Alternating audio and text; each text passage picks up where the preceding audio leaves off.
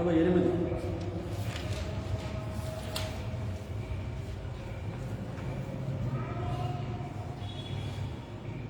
467 పాత పుస్తకంలో 399 కొత్త పుస్తకంలో 467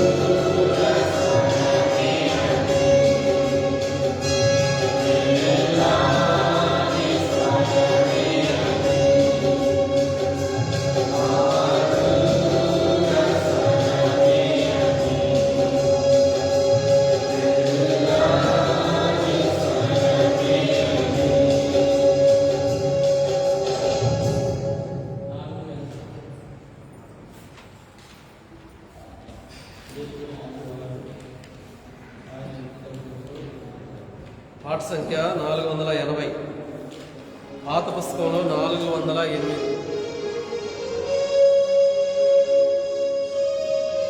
కొత్త పుస్తకంలో 480. పాట సంఖ్య పాత పుస్తకంలో 408. యేసుని నమ్మెడివారు ఆయన ఉచిత కృపలో నీతిమంతులయ్యెదరు. యేసుని నమ్మెడివారు కరుల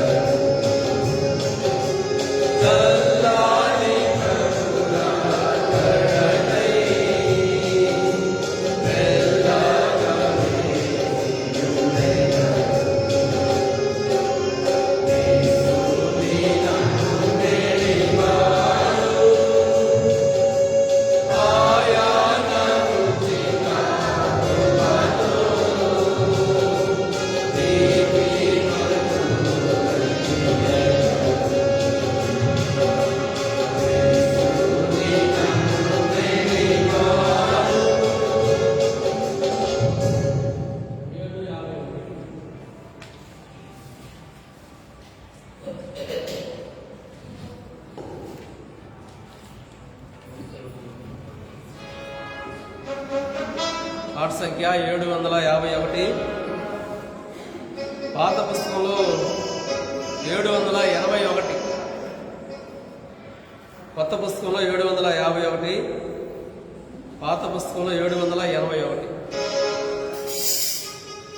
క్రైస్తవ జీవితం సౌభాగ్య జీవితం ప్రభు పిల్లలకు ఎంతో ఆనందం. క్రైస్తవ జీవితం సౌభాగ్య జీవితం ప్రభు పిల్లలకు ఎంతో ఆనందం. కష్టములు వచ్చినా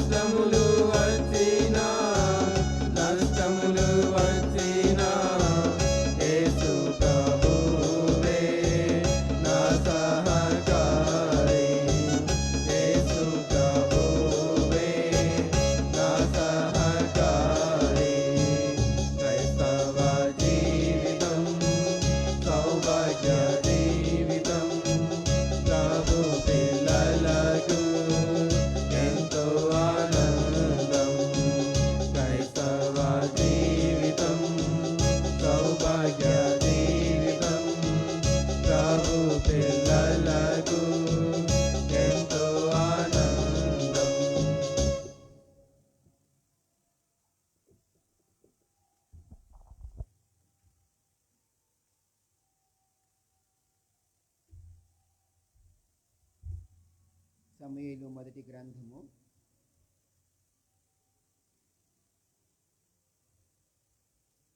9వ అధ్యాయము.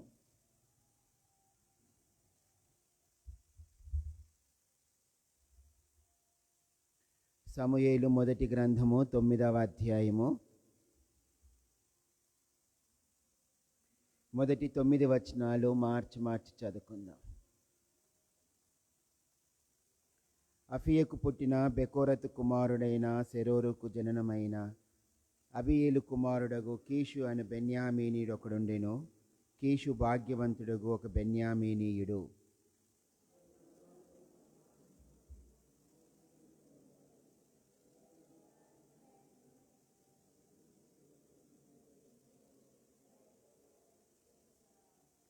సౌలు తండ్రి అయిన కీషు యొక్క గాడిదబొమ్మలను తప్పిపోగా కీషు తన కుమారుడైన సౌలును పిలిచి, మన దాసులలో ఒకని తీసుకొని పోయి గాడిదబొమ్మలను వెదకుమని చెప్పెను.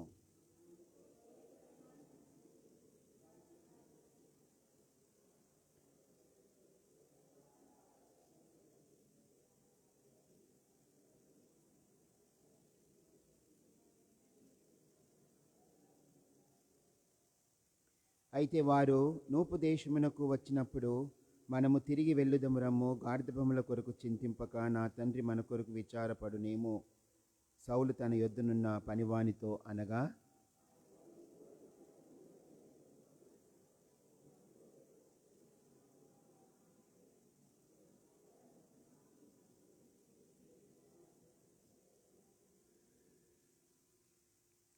అందుకు సౌలు, మనము వెళ్ళునెడల ఆ మనిషికి ఏమి తీసుకొని పోదుము, మన సామాగ్రిలో నుండి భోజన పదార్థములు సరిపోయినవి, ఆ దైవజనునికి బహుమానము తీసుకొని పోవుటకు మనకేమీ లేదు అని తన పనివానితో చెప్పి, మన యొద్ద ఏమి ఉన్నదని అడగగా,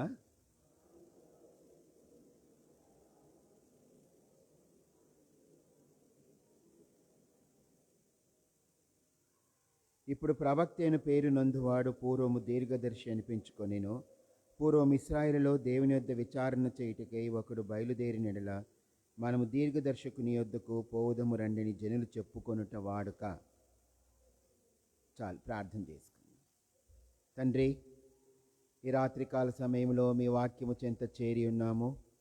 మీరు మాతో మాట్లాడు చూడండి, మా అక్కర తీర్చండి. చదవబడిన లేఖన భాగములను మీరు మా కొరకు ఆశీర్వదించమని, పాటల ద్వారా మీరు మమ్మల్ని సిద్ధపరిచారు. మీకు వందనములు.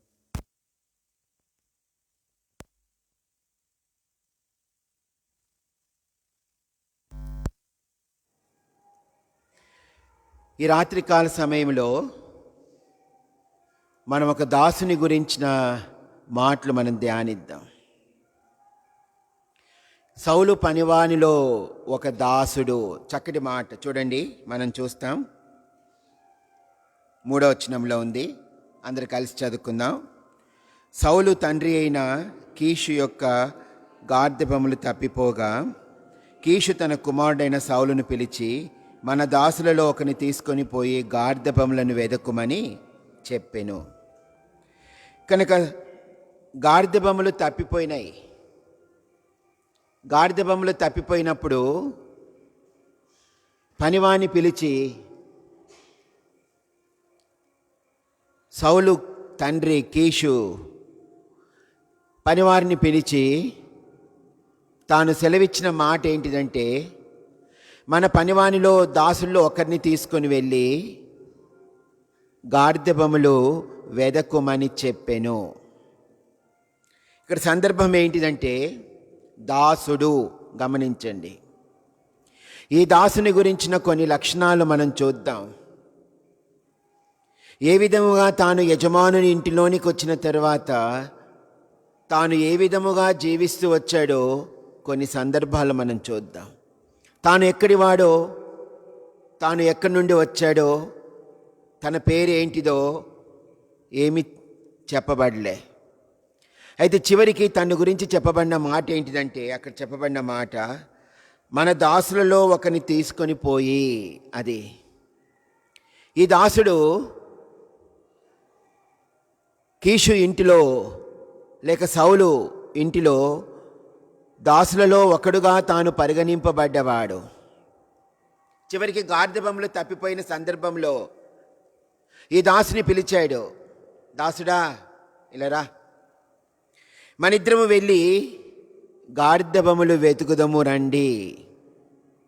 కనుక మొట్టమొదటి మాట ఏంటిదంటే, తన పాత జీవితాన్ని విడిచిపెట్టిన తర్వాత, తన పూర్వపు జీవితమును విడిచిపెట్టిన తర్వాత, ఒక నూతనమైన యజమానుని క్రిందికి వచ్చిన తర్వాత ఈ దాసునిలో ఉన్న మొట్టమొదటి లక్షణం ఏంటిదంటే, తప్పిపోయిన గార్ధబములను వెతుకుటకు ఎన్నిక చేయబడిన వాడు.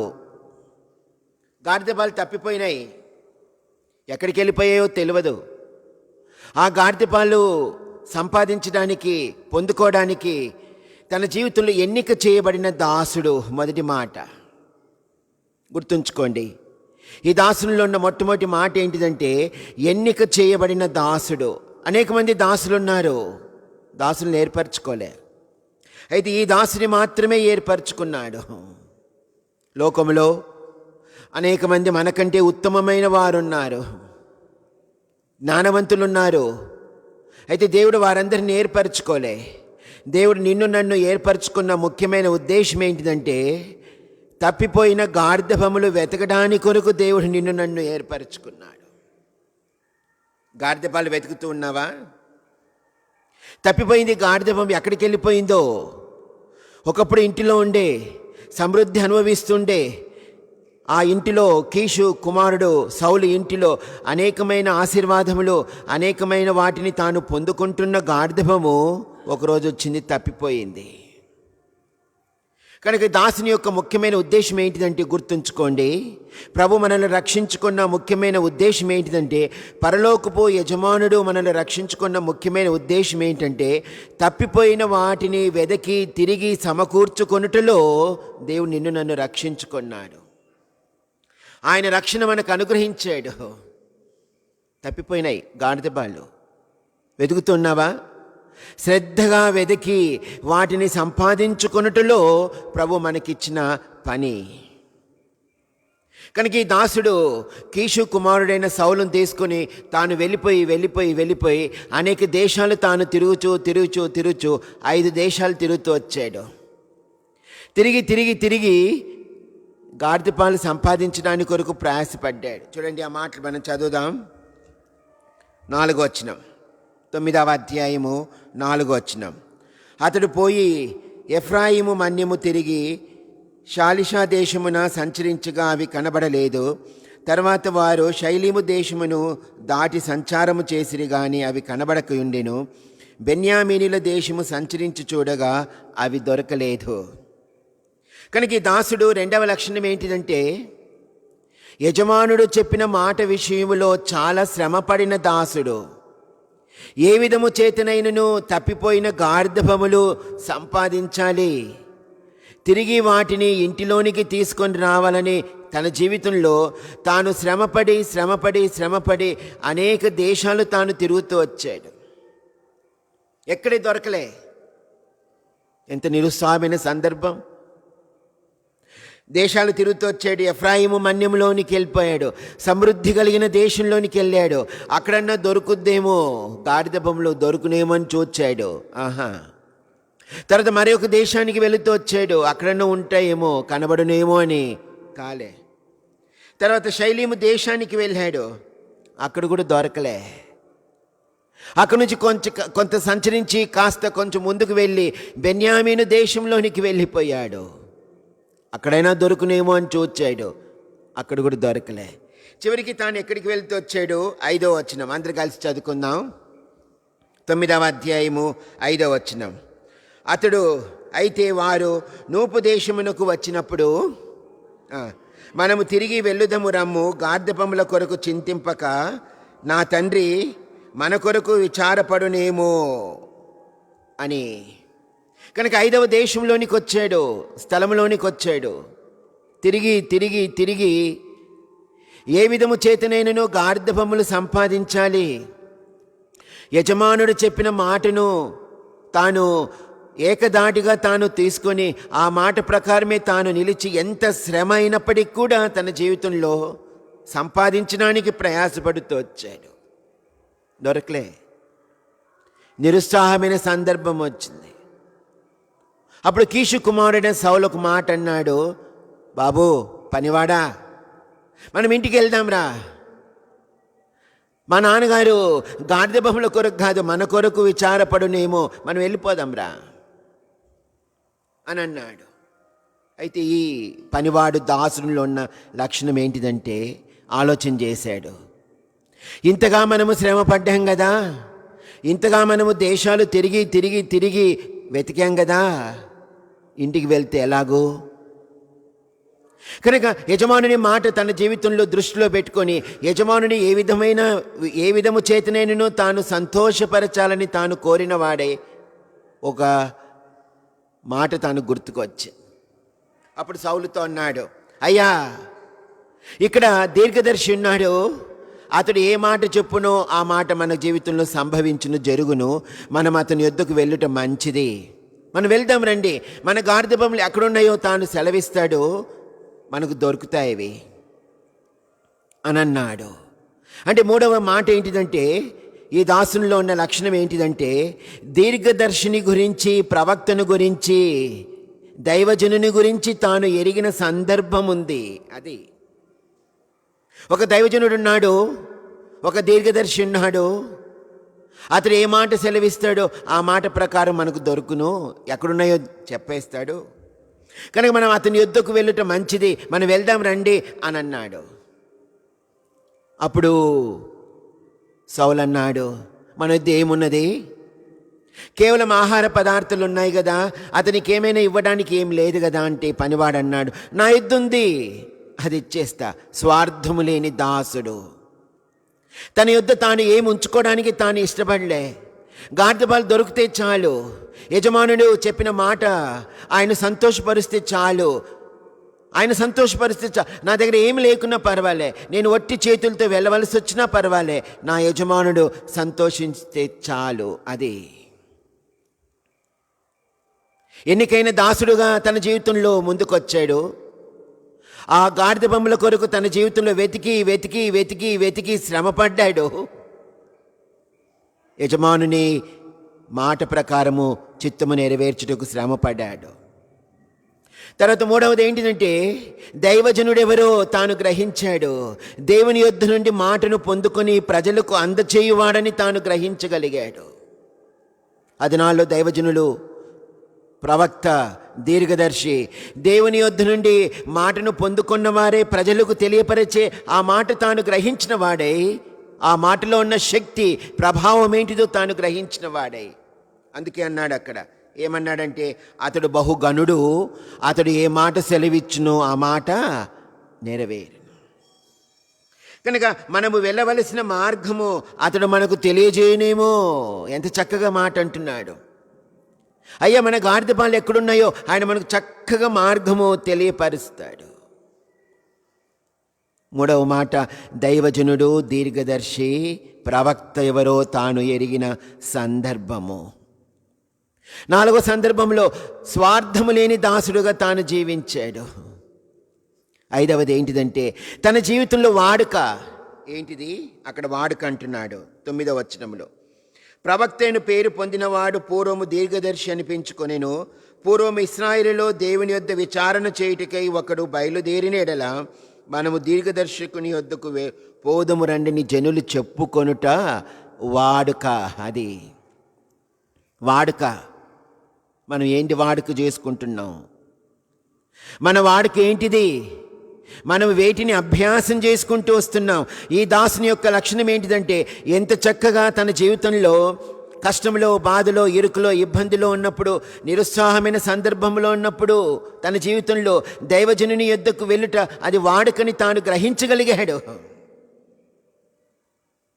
గుర్తుంచుకో, గాడిద పాలు వెతికే పని పెట్టాడు నీకు. వెతుకుతున్నావా? లేక మన సొంత కార్యాల పనుల మీదనే మనం శ్రద్ధ కలిగిన వారమై తప్పిపోయిన గాడిద బొమ్మల విషయమైన శ్రద్ధ మన జీవితంలో లేక ఉదయకాలం ఒక మాట చూచాము. అందరూ తమ సొంత కార్యములనే చూచుకొనుచున్నారు కానీ యేసయ్య కార్యములు ఎవరు? ఉదయం లేచినప్పటి నుంచి రాత్రి వరకు మన సొంత కార్యాలే, కుటుంబమే, వాటి విషయాలే, వీటి విషయాలే. తప్పిపోయిన గాడిద విషయమైన బాధ్యత, భారము నీకెంతగా ఉన్నది? ఇంకో విధానంలో చెప్పాలంటే గాడిదభము మత్తయి సువార్తలో, మార్కు సువార్తలో, మీరు పట్టణంలోనికి వెళ్ళుడి, మీరు వెళ్ళుచూ ఉన్న సందర్భంలోని మీకు ఎదురుగా కట్టబడి ఉన్న గాడిద పిల్ల మీకు కనబడును. కనుక గాడిదను దేనికి ఉపయోగిస్తారు? భారములు మోయుటకు, భారమైన వాటిని మోయుటకు. అందుకే అబ్రహాము తన కుమారుడైన ఇస్సాకును బలర్పించడానికి గాడిదను తీసుకుని వెళ్ళాడు. భారమైన వస్తువులన్నీ ఆ గాడిద మీద పెట్టాడు. మీరు ఈ గాడిదతో ఇక్కడనే ఉండుడి, నేనును ఈ చిన్నవాడును వెళ్ళి దేవునికి మ్రొక్కి మరలా మీ వద్దకు వచ్చేదమని చెప్పి. ఎంత చక్కగా మాట్లాడాడు. కనుక భారములు మోసి గాడిద లోకంలో ఎన్నికలైంది, తృణీకరించబడింది. ఎవరే కానీ దృష్టి పెట్టి గాడిద విషయంలో ప్రేమించిన వాడెవరు లేరు. అటువంటి నీచమైన స్థితిలో ఉన్న మానవుడే ప్రభువుకు కావలసిన వాడు. గుర్తుంచుకో, ఈ రాత్రి ప్రభువుకు నీవు కావలసిన వాడవు, కావలసిన దానవు. అందుకే అన్నాడు ప్రభు, ఈ గాడిద విప్పుచున్నప్పుడు ఎవరైనా మిమ్మల్ని ప్రశ్న అడిగినప్పుడు ఏంటి గాడిద విప్పుతున్నావే అని అన్నారా? ఇది ప్రభువుకు కావలసి ఉన్నది. ఎంత చక్కగా తన జీవితంలో తాను ఎరుగుతూ వచ్చాడు. ప్రభుకు కావాలి, నీవు గుర్తెరిగావా? ఈ రాత్రికాల సమయంలో ప్రభు యొక్క ముఖ్యమైన ఉద్దేశం ఏంటిదంటే ఆయనకు నీవు కావాలి. గుర్తుంచుకో. తప్పిపోయావా? మార్గం విడిచి ఇష్టానుసారమైన జీవితంలో జీవించావా? రా, ప్రభు నిన్ను పిలుస్తున్నాడు, ఆహ్వానిస్తున్నాడు. ఆయన చెంతకురా. అది దాసుడా, రెండవ సందర్భము, వెతుకు. దేవుని ఇంటిలోనికి చేర్చబడిన దాసుడా, పాపపు జీవితం నుండి విమోచించబడి నీతికి దాసులమైన యేసుక్రీస్తు ప్రభుకు దాసులమైన మన జీవితంలో ప్రభు కోరేది ఏంటిదంటే, గుర్తుంచుకో, తప్పిపోయిన గాడిద విషయమైన బాధ్యత నీకున్నది. వెతుకు, సంపాదించి తీసుకొనిరా, దేవుని మందిరంలోనికి తీసుకొనిరా. ఎక్కడెక్కడో చెదిరిపోయినాయి, ఎక్కడెక్కడో ఉన్నాయి, ఎక్కడెక్కడో ఏ కాపరి కింద ఎక్కడున్నాయో వెతుకు. వాటి విషయమైన బాధ్యత కలిగి ముందుకు వెళ్ళి ప్రయాసపడి వాటిని సంపాదించుకొని తిరిగి తెచ్చుటలో ప్రభు నీకు ఇచ్చిన బాధ్యత ఎంతగా నెరవేరుస్తున్నావో చూడు. రెండవది, శ్రమపడు. శ్రమ ఆ తప్పిపోయిన గాడిదను సంపాదించుకోవడానికి అంత సులువైన పని కాదు. శ్రమపడి సంపాదించుకో. అనేకసార్లు శ్రమ పడుచున్న సందర్భంలో నిరుత్సాహమైన సందర్భం వస్తుంది. ఇంకెంతకాలం అండి?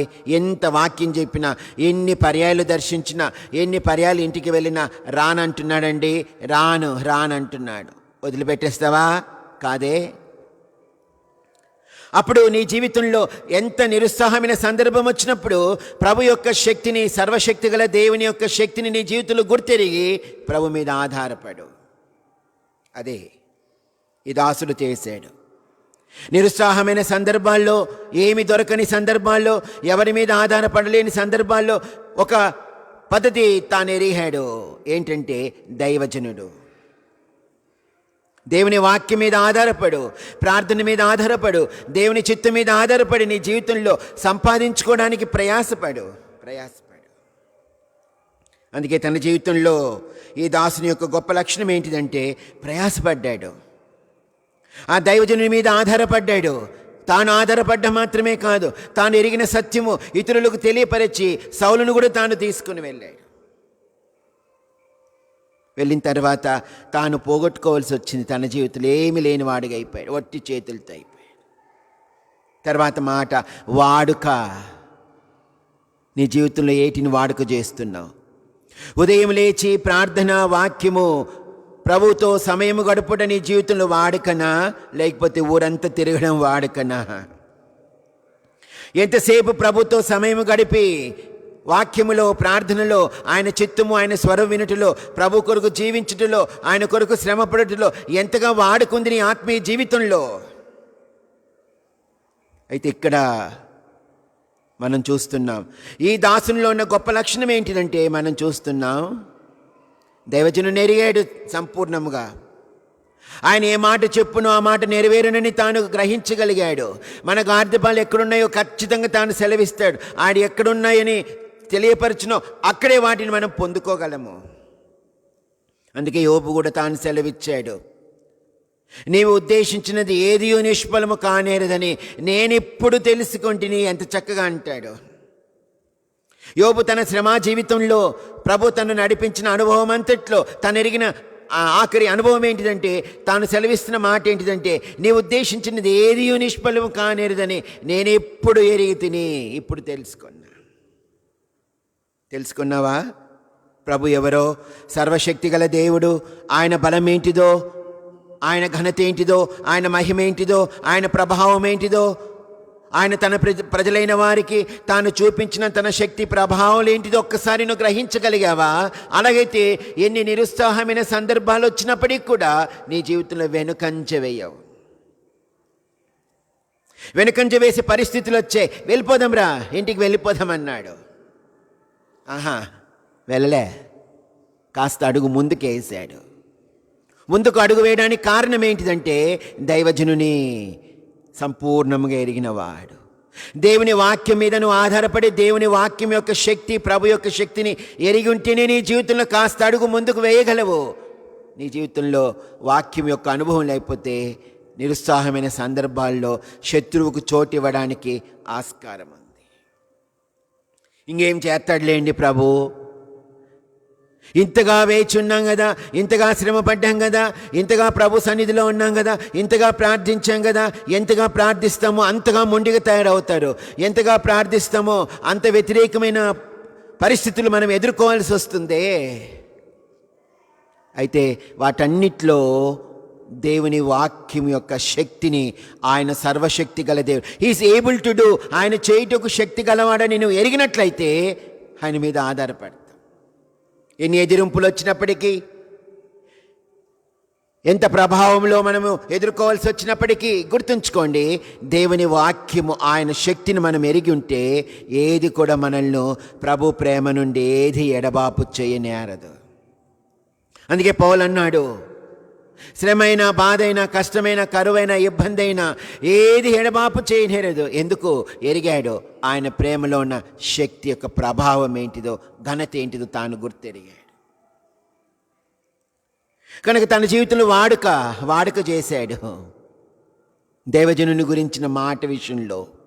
అప్పుడు సౌలు అన్నాడు, అయ్యా మంచిది, మనం వెళుదాంరా, మనం వెళ్ళి ఆ దైవజనుడి యుద్ధకు వెళుదాం, గాడిద బొమ్మల విషయం. వెళ్తున్నప్పుడు సౌలు కనపడ్డాడు. సమూయేలు సౌలుకు పనివానికి కనపడ్డాడు. అప్పుడు సమూయేలుకు, ప్రవక్త అయిన సమూయేలుకు యెహోవా దేవుడు ప్రత్యక్షమై, ఇదిగో ఇశ్రాయేలును ఏలువాడు, ఇతడే రాజు. గాడిదబాల ముఖ్యమైనది కాదు, దేవుని యొక్క చిత్తము నెరవేర్చుటలో పనివానిని ప్రభు వాడుకున్నాడు, అది దాసుడు. దేవుని బిడ్డ, పరలోకపు యజమానుని చిత్తము నెరవేర్చుట కొరకు ప్రభుని నేర్పరచుకున్నాడు. గుర్తుంచుకో, ఆ విషయం మర్చిపోవద్దు. ఇహలోక సంబంధమైన వాటి విషయంలో, వ్యాపారంలో, పనుల్లో, మన బిజినెస్లో, మనం పని చేయుచున్న వాటన్నిటిలో మనం ఏం చేస్తామంటే అనేక సందర్భాలు ప్రభు మనల్ని ఎన్నిక చేసుకున్న ఉద్దేశం మర్చిపోతాం. వీటి మీద దృష్టి పెట్టిన వారమై ఐహిక విచారాల వల్ల వాటి ద్వారా వీటి ద్వారా, తిండి ద్వారా వాటి ద్వారా వీటి ద్వారా మన జీవితంలో ప్రభు మనకిచ్చిన ఆ ఎన్నికైన పిలుపును మన జీవితంలో మర్చిపోయి ఇహలోక సంబంధమైన వాటి కొరకు మనం జీవించు వారముగా ఉంటాం. అయితే ఈ పనివాడు అలా చేయలే. ఏ దృష్టితో పంపించబడ్డాడో, ఏ మాటతో చెప్పబడ్డాడో, ఏ ఉద్దేశంతో ఎన్నిక చేయబడ్డాడో, ఎందుకు పంపించబడ్డాడో, సౌలు చేత పంపించబడ్డాడో, కీషు బహుభాగ్యవంతుడు. అది భాగ్యవంతుని ఇంటిలో నుండి తాను పంపించబడ్డాడు. అది శ్రేష్టమైన మాట. పరలోకపు తండ్రి, పరలోకపు యజమానుడు, ఆయన భాగ్యవంతుడు. ఆ భాగ్యవంతుని యొక్క శక్తిని జీవితంలో ఎరిగి ఉంటే ఇహలోక సంబంధమైన వాటి విషయంలో నువ్వు సంపూర్ణంగా జయించి అత్యధికమైన విజయం పొందుకొని ఆ ఎన్నికలో విశ్వాస జీవితాన్ని కొనసాగించుకొని ప్రభు యొక్క ఉద్దేశములు నెరవేర్చు వారముగా ఉంటాం. ఈ దాసుడు అదే చేశాడు తన జీవితంలో. చక్కగా తాను చేస్తూ వచ్చాడు. ఎన్నికైన దాసుడు మర్చిపోలే తన ఎన్నికేంటిదో. అంతమంది దాసులు ఉన్నారే. భాగ్యవంతుని ఇంట్లో కీషు భాగ్యవంతుడు, బెన్యామీనుడగు భాగ్యవంతుడు, అతని ఇంట్లో అనేక మంది దాసులు ఉన్నారే. ఆ దాసులను ఏర్పరచుకోలే. తన ఎన్నికేంటిదో గ్రహించగలిగాడు. వారందరినీ త్రోసివేశాడు, నన్ను ఒక్కని ఎన్నిక చేశాడే. ఏదో స్పెషాలిటీ ఉంది, స్పెషల్గా ఉంది. గ్రహించాడు. ఆ యజమానుడు తనను ఎన్నిక చేసుకున్న గొప్ప ఉద్దేశం ఏంటిదో గ్రహించి ఆ ఎన్నిక కొరకే తాను జీవించాడు. శ్రమపడు, సోమరివాడవుగా ఉండొద్దు. సోమరివైన దాసుడుగా నీ జీవితంలో కనుపరుచుకోవద్దు. ప్రభు కొరకు శ్రమపడి ఆ తప్పిపోయిన గాడిదలను సంపాదించుకో. తప్పిపోయిన వాటి విషయంలో, కట్టబడిన గాడిద విషయంలో, దారి తొలగిపోయిన వాటి విషయంలో, భారము భరిస్తున్న వాటి విషయంలో, గాడిద బొమ్మల విషయమైన భారం నీకు ఇచ్చాడు ప్రభు. వాటి విషయమైన బాధ్యత ప్రభు అడుగుతాడు ఒకరోజు. ఏమండి, మీకు అన్ని ఇచ్చాను కదా, యెహోలోక సంబంధంలో అద్దంకిలో చుట్టుపక్కల ప్రాంతాల్లో మీకు అన్ని సమృద్ధి ఇచ్చాను. అయితే నా కొరకు ఎన్నిక చేయబడిన ఆ ఎన్నికలో ఎంతగా ప్రయాసపడి శ్రమపడ్డావు. మూడవది, దేవుని వాక్యాన్ని సంపూర్ణంగా ఎరుగు. నీ జీవితంలో ప్రార్థన వాక్యమో దేవుని చిత్తమో అది నీ జీవితంలో ఎరిగి దాన్ని వాడుక చేయి. నీ జీవితంలో మర్చిపోవద్దు. ఉదయకాలం లేచిన వెంటనే దేవుని వాక్యానికి, ప్రార్థనకు చోటివ్వు. దినమంతయు కావలసినంత దేవుని కృపను ఉదయకాలం వేకువజామునే లేచి పొందుకో. అందుకే అన్నాడు, ఉదయమునే లేచి ఆయన స్వరం వింటా. దినమంతటి కొరకు నాకు అది ఉపయోగపడుతుంది. నా శ్రమల్లో, కష్టాల్లో, ఇబ్బందుల్లో దినము ఎన్ని ఎదుర్కోవాల్సి వస్తుందో వాటన్నిటిలో అత్యధికమైన విజయం ఉంది. దేవుడు మరణం నుండి కాపాడాడు. ఈ వైరస్ గత సంవత్సరంలో 2020లో అనేకులు రాలిపోయారు. మనం చూస్తూ వచ్చాం. పిట్టలు రాలిపోయినట్టు రాలిపోయారు. అయితే దేవుడు మనల్ని కనికరించాడు. చాలామంది ఇంట్లో ఉన్నప్పటికీ కూడా వారికి వైరస్ సోకింది. ఎలా సోకిందో మనకు తెలియదు. ఎంతోమంది పెద్దవారు, ఎంతోమంది యవనులు, ఎంతోమంది పిల్లలు రాలిపోయారు. అయితే దేవుడు నిన్ను నన్ను సజీవ లెక్కలో ఉంచాడు. దేనికి ఎరుగుదువా? ఆయన నిన్ను ఎన్నిక చేశాడు. ప్రభు కొరకు శ్రమపడు. ఆయన వాక్యము, శక్తి, ప్రభావము, ఆయన చిత్తం ఎరిగిన వాడుగా జీవించు. స్వార్థం లేని దాసుడుగా జీవించు. ఐదవది, అక్కడ ఏంటంటే వాడుక. నీవెరిగి ఇతరులకు వాటిని బోధించు, తెలియపరచు. దేవుని యొక్క వాక్యము, ప్రార్థనలో ఆత్మీయ జీవితాన్ని చక్కగా కట్టుకో. తర్వాత మాట చూడండి. ఈ పనివానిలో ఉన్న గొప్ప లక్షణం ఏంటిది? 27వ వచనం, 9వ అధ్యాయము 27వ వచనం. ఊరి చివరకు వచ్చుచుండగా సమూయేలు సౌలుతో, మనకంటే ముందుగా వెళ్ళమని ఈ పనివానితో చెప్పుము. దేవుడు సెలవిచ్చినది నేను నీకు తెలియజెప్పు వరకు నీవు ఇక్కడ నిలిచి ఉండుమనెను. అంతటా వాడు వెళ్ళెను. ఎంత చక్కటి మాట. అప్పుడు సమూయేలు ఒక మాట అన్నాడు. ప్రవక్త అయిన సమూయేలు, దీర్ఘదర్శి అయిన సమూయేలు, దైవజనుడైన సమూయేలు ఒక మాట అన్నాడు. అయ్యా, నా హృదయంలోనిదంతా నీకు తెలియజెప్పాలా. ఒక రహస్యం ఉంది. అయితే పనివాడు అడ్డున్నాడే, దాసుడు. అయితే దాసుని కాస్త ముందుకు వెళ్ళమని చెప్పు అని అన్నాడు. ఎలా చెప్పాలండి? అసలు మీ యొద్దకు తీసుకుని వచ్చిందే ఈ పనివాడు కదా. మీ యొద్దకు నడిపించిందే ఈ పనివాడు కదా. ఈ పనివాడిని ముందుకు వెళ్ళమంటే మాట వింటాడా? కష్టతరమైంది. అప్పుడు దాసుని పిలిచాడు. పనివాడా రా అన్నాడు. కాస్త నువ్వు ముందుకు వెళ్ళిపో అన్నాడు. ఆహా, నేను వెళ్తానా అన్నాడా? అయ్యగారు, సమూయేలు దగ్గరికి తెచ్చింది నేనే కదా, ప్రవక్త దగ్గరికి నడిపించింది నేనే కదా, ప్రవక్తను గురించి గుర్తు తెచ్చింది నేనే కదా, ప్రవక్త ఘనత ఏంటిదో చెప్పిన వాడని నేనే కదా, ఆయన ఏ మాట సెలవిస్తున్నో ఆ మాట నెరవేరునని నేనే కదా మీకు చెప్పాను. నన్ను ఇప్పుడు వెళ్ళమంటారా అని అన్నాడా? కాదే. సౌలుకు మాట అన్నాడు. పనివాడ నువ్వు వెళ్ళిపో. అంతట వాడు వెళ్ళెను. ఎంత చక్కటి మాట. దాసునిలో ఉన్న మరి ఒక లక్షణం ఏంటిదంటే సంపూర్ణమైన విధేయత చూపించాడు. అది తిరుగు మాట మాట్లాడలే, ఎదురు మాట మాట్లాడలే, ఏం ప్రశ్నించలే. భూలోకపు యజమానుడు కుమారుడు సౌలు మాట చెప్పాడు, వెళ్ళిపో వెళ్ళిపో అన్నాడు. వెళ్ళిపోయాడు, దూరంగా వెళ్ళిపోయాడు. మనం ఏంటి వెనక్కి వెళ్తూ చూస్తూ చూస్తూ వెళ్ళింది. ఏం చేస్తారు వీళ్ళిద్దరు చూద్దాం, ఏం మాట్లాడుకుంటారు. ఏది పనివాడు దూరంగా వెళ్ళిపోయాడు. అప్పుడు తైల బుడ్డి తీసి సౌలు మీద నూనె పోసి అభిషేకించి ఇశ్రాయేళ్ల మీద యెహోవా నిన్ను అభిషేకించినని చెప్పి తన హృదయంలోనిదంత చెప్పి ఇశ్రాయేల్ మీద అభిషేకం రాజుగా అభిషేకించి తాను వెళ్ళిపోయాడు. దేవుని బిడ్డ, సంపూర్ణమైన విధేయత చూపించే దాసులముగా మనకు ఉండాలి. నష్టపోయినా పర్వాలే, మనం ఏమి పొందుకోలేని సందర్భంలో ఉన్నా గుర్తుంచుకో, ఒకటి మనం నేర్చుకుందాం. నిజమైన దాసుని యొక్క లక్షణం ఏంటిదంటే భూలోకంలో ఏమి లేకున్నా పర్వాలే, ఘనత లేకున్నా ఏమి లేకున్నా పర్వాలే, గుర్తుంచుకో, ఒంటరి వాడవైపోయినా పర్వాలే, ప్రభువు నీ పక్షాన ఉన్నాడని నువ్వు ఎరిగితే ఆయనే గొప్ప కార్యాలు చేస్తాడు. సంపూర్ణమైన విధేయత చూపించి తన జీవితంలో తాను ఎరిగిన సత్యం ఏంటిదంటే వెళ్ళిపోయాడు. అప్పుడు ప్రవక్త అయిన సమూయేలు, దీర్ఘదర్శి అయిన సమూయేలు, దైవజనుడైన సమూయేలు తన హృదయంలో ఉన్న మాటలన్నీ ఎవరికి చెప్పాడు? సౌలుకు చెప్పాడు. సౌలా, నువ్వు రాజు అవుతావు, ఇశ్రాయేలు మీద నువ్వు రాజు అవుతావు, గుర్తుంచుకొని అభిషేకించాడు. వెళ్ళిపోయాడు. వెళ్ళిపోయిన తర్వాత సౌలు అనేకమైన సూచనలు పెట్టుకొని ఆత్మను పొందుకున్నవాడై ప్రకటించడం మొదలుపెట్టాడు. తర్వాత మాట చూడండి, అవన్నీ మనం చూడట్లేదు. పనివానిలో ఉన్న గొప్ప లక్షణం మాత్రమే మనం చూద్దాం. 10వ అధ్యాయము 14, 15, 16 వచనాలు 3 కలిసి చదువుకుందాం. 10వ అధ్యాయము 14, 15, 16 3 వచనాలు. సౌలు యొక్క పినతండ్రి అతని పనివానిని చూచి, మీరిద్దరు ఎక్కడికి పోతురని అడగగా అతడు గాడిద పండ్లను వెతకపోతుమి, అవి కనబడకపోగా సమూయేలు నొద్దుకు పోతుమని చెప్పినప్పుడు సౌలు పినతండ్రి, సమూయేలు నీతో చెప్పిన సంగతి నాతో చెప్పుమని అతనితో అనగా, సౌలు గాడిద పండ్లు దొరికినవని అతడు చెప్పెనని తన పినతండ్రితో అనెను. కానీ రాజ్యమును గూర్చి సమూయేలు చెప్పిన మాటను తెలుపలేదు. బాగా గమనించండి.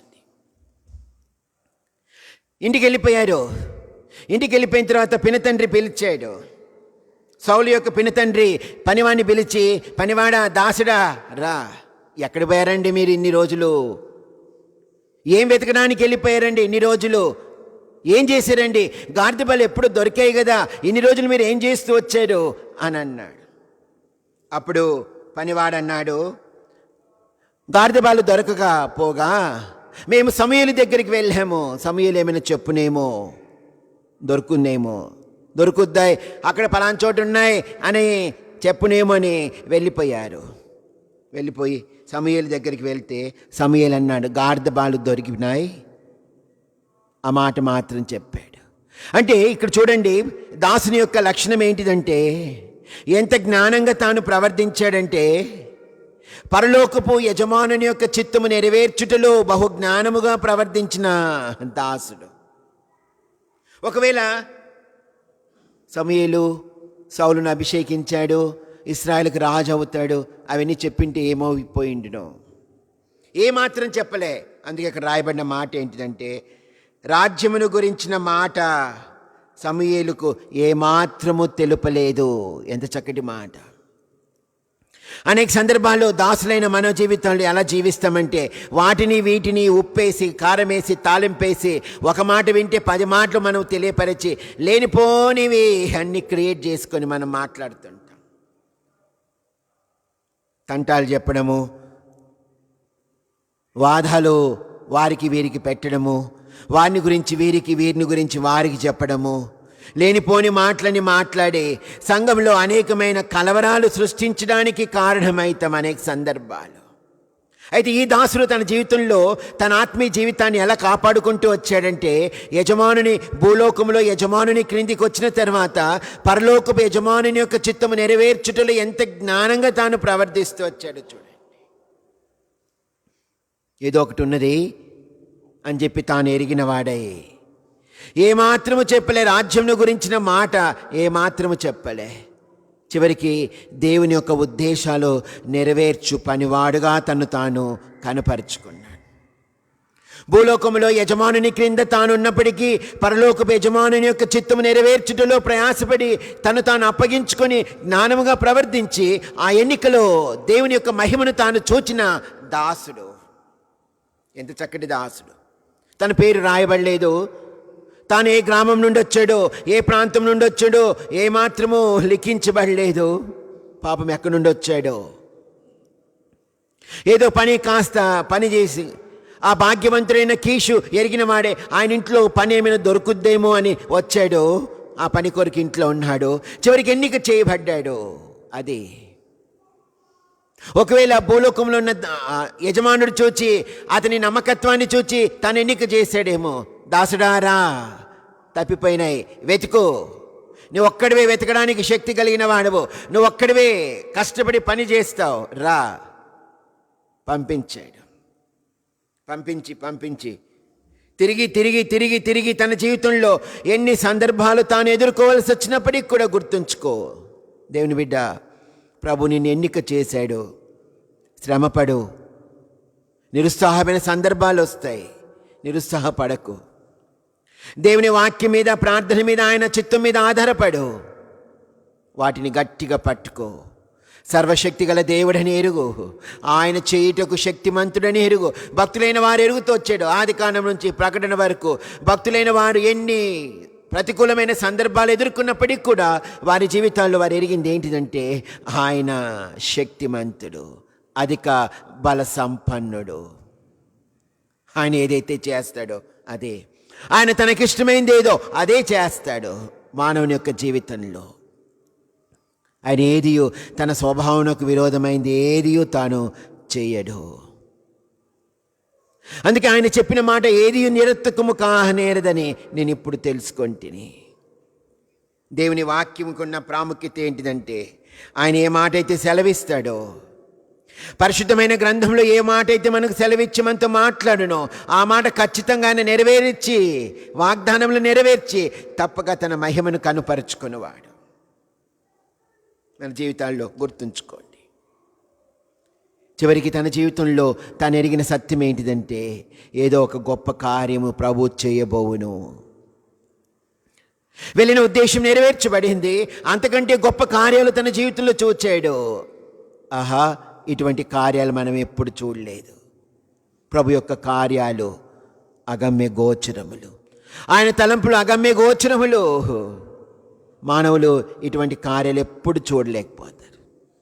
అందుకే భక్తులు ప్రభు యొక్క కార్యాలు చూచి అన్నారు. ఏమన్నారంటే, కొంతమంది అన్నారు, యెహోవా నీ కార్యాలు బహుదొడ్డవి. మనం ఇలాంటి కార్యాలు ఎన్నడూ చూడలేదే. దేవుడు చేసే కార్యాల మీద ఆధారపడు. నీ జీవితంలో, నీ కుటుంబంలో, నీ పిల్లల మధ్యలో, సంఘంలో, ఆయా చోట్ల, నీ ఆఫీసులో, నీ యవన జీవితంలో ప్రభు నీ జీవితంలో చేయబోయే కార్యాల కొరకు వేచి ఉండు, తొందరపడద్దు. నిరుత్సాహమైన సందర్భాలు ఎదుర్కొన్నప్పటికీ కూడా కాస్త ఓపికతో కనిపెట్టు. ప్రభు ఆయన చేయుటకు శక్తి గలవాడు. ఈ దాసుడు కనిపెట్టాడు, తొందరపడలే. తాను ఎరిగాడు కాబట్టి స్థిరమైన హృదయం కలిగిన వాడే, బహు ఖచ్చితముగా పట్టుదల కలిగిన వాడే తన జీవితంలో ఆయన కార్యాల కొరకు చూస్తూ వచ్చాడు.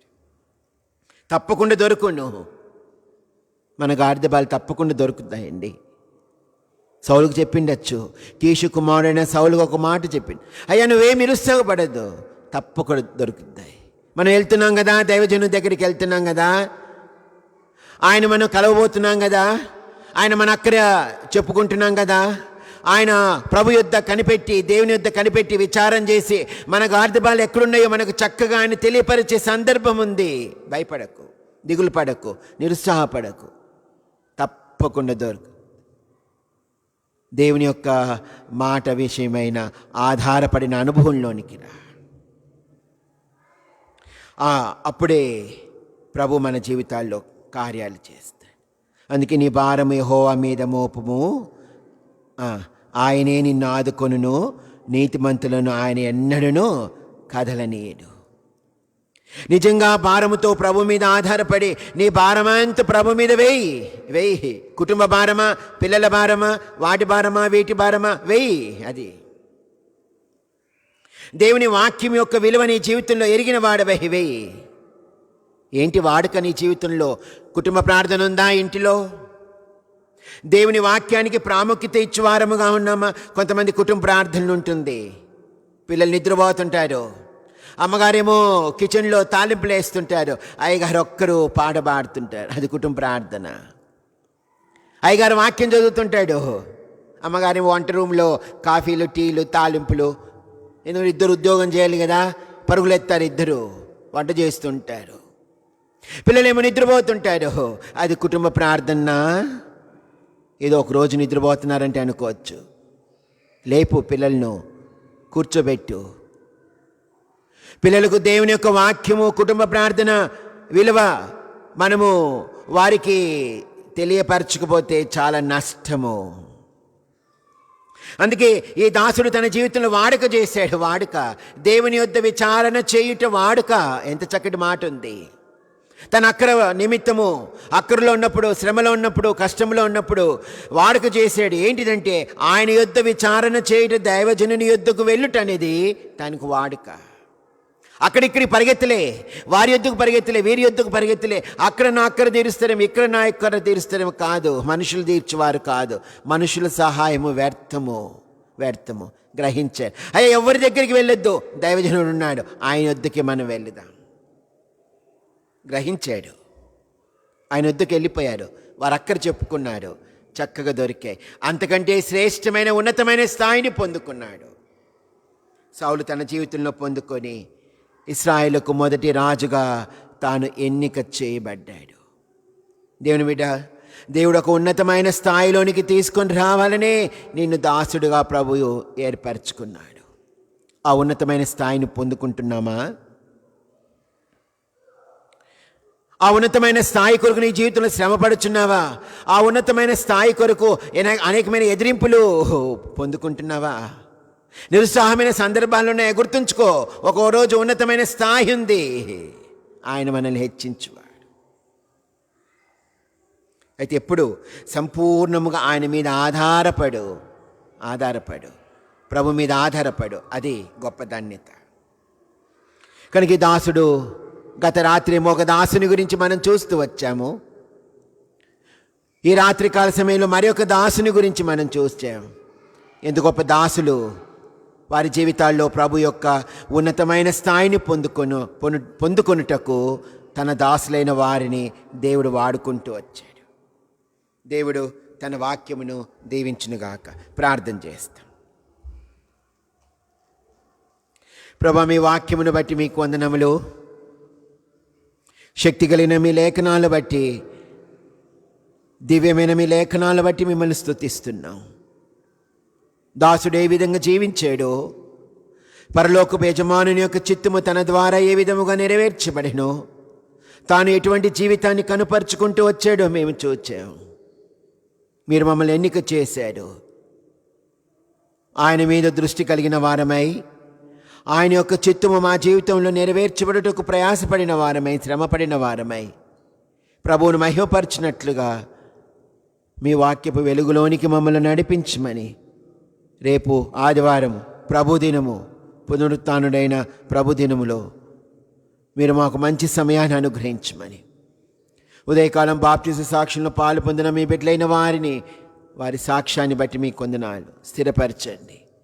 అనేకమైన ఎదిరింపులు గ్రామంలో వారు ఎదుర్కొన్న వలసి వచ్చినప్పటికీ కూడా మీరు వారికి అండవుగా, ఆశ్రయంగా, కోటవుగా ఉండి వారిని భద్రపరచండి. శత్రువు యొక్క శోధనలన్నింటిలో నుండి జయం అనుగ్రహించండి. అనేక మందికి చదువు రాదు. ప్రభు వారి జీవితాల్లో చేసిన కార్యాన్ని వారు తెలియపరుస్తూ వచ్చారు. ఏది ఏమైనప్పటికీ మేము మా ప్రభు కొరకు జీవిస్తాము. మా గ్రామంలో, మా బంధువుల మధ్యలో, మేము నివసించే చోట, మా చుట్టుపక్కల మేము ఆయన కొరకు సాక్షులుగా జీవిస్తామని వారు సాక్ష్యం చెప్పారు. వాటన్నిటిని బట్టి మీకు వందనములు. ఆత్మదేవా ముద్రించండి, స్థిరపరచండి, బలపరచండి. వారితో కూడా మీరుండి నడిపించమని, వారికి ఇచ్చిన వాగ్దానాలు ఎంతో శ్రేష్టకరమైందిగా వారి జీవితాల్లో నెరవేరుస్తురండి. మాకింతవరకు సహాయపడుతూ వచ్చారు, మీకు వందనములు. రేపటి ఉదయకాలం కొరకు మమ్మల్ని సిద్ధపరచమని మీ కృపకు మమ్మల్ని అప్పగించుకుంటూ సార్వత్రిక సంఘంలో అక్కర మీరు తీర్చి మీరే మహిమ పొందమని యేసుక్రీస్తు నామం పేరట ప్రార్థించి వేడుకుంటున్నాము తండ్రి. ఆమేన్.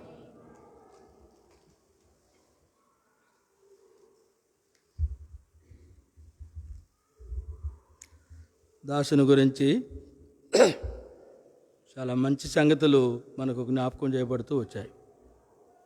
దేవుని ఇంట్లో దేవుని దాసులుగా మన విషయమైన దేవుని సంకల్పాన్ని ఎరిగి ఆయన మహిమ కొరకే మనం పాటుపడే వారంగా ఉండాలని హెచ్చరించబడుతూ ఉన్నాం.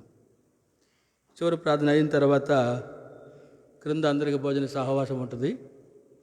తిరిగి రేపు ఆదివారం 10 గంటలకు ఆరాధన కొరకై మనం కూడుకుంటాం.